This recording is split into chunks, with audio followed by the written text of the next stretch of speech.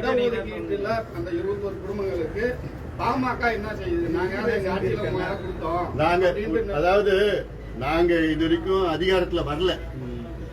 அதிகாரத்துக்கு வராமலேயே நாங்க நிறைய செஞ்சிருக்கோம். நாங்க செய்யறது நாங்க விளம்பரப்படுத்துறது கிடையாது. வருஷம் நான் கொஞ்சம் சொல்றேன் உங்களுக்கு. வருஷம் ஒவ்வொரு குடும்பத்துக்கும் நாங்க 1 லட்சம் ரூபாய் பணம் கொடுக்கிறோம், நிதி கொடுத்துட்டு வரோம் ஒவ்வொரு வருஷமும். இதுதான் சொல்றது 1-2. இன்னும் எவ்வளவு செஞ்சிருக்கிறோம். இருக்கிற தியாகிக்கு வேலை வாய்க்கிறது அது எல்லாம் நிறைய இருக்குது. அதனால திருமணம் அதெல்லாம் விட்டுட்டு அதான் இது வந்து செஞ்சதை சொல்றது எனக்கு அது ஒரு என்ன தப்பா நான் எடுத்துக்கிறேன். நாங்க எவ்வளவு செய்யறோமோ அதெல்லாம் வெளியில சொல்லிக்கிறது கிடையாது.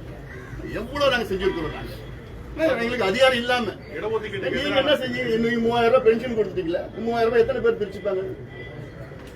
பேச வர்றாரு யாரு? ஜெகத் ரட்சகர். அவர் பேச சொல்றாங்க, அவர் பேசுறாரு.